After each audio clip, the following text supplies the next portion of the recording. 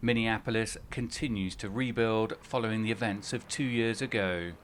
Outrage in the city erupted after a white police officer, Derek Chauvin, killed George Floyd, an unarmed black man, by kneeling on his neck for more than 9 minutes.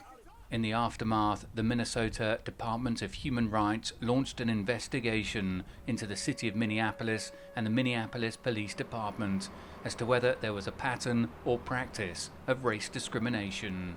The report, published in April, confirmed that both did. This report vindicates everything that we have been talking about. Michelle Gross is the president of Minneapolis-based volunteer organization, Communities United Against Police Brutality. We've been saying it to the city for forever and ever. They did not want to hear it from us.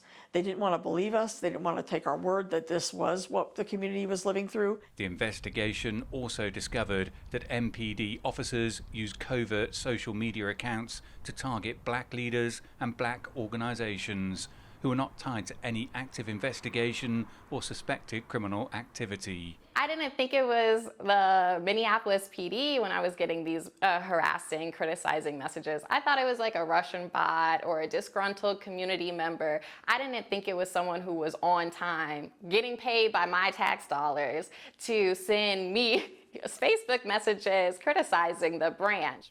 Angela Rose Myers is the former president of the Minneapolis NAACP, the National Association for the Advancement of Colored People. It's kind of one of those things where the focus for the police department has never been real, honest community engagement and change, because they would have listened to the community that was at the table instead of surveilling us if they actually truly wanted change to happen.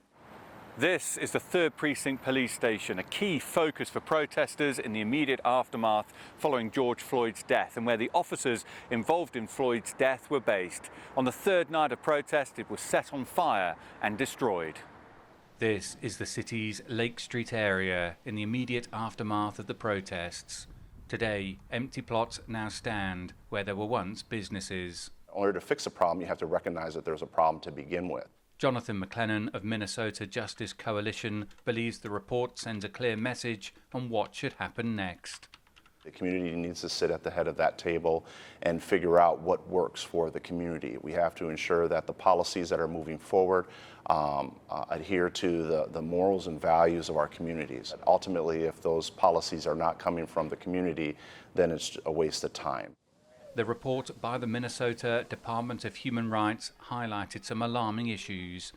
The Police Officers Federation of Minneapolis say they would like to examine the evidence that was used in the report, but also say they will address the matter.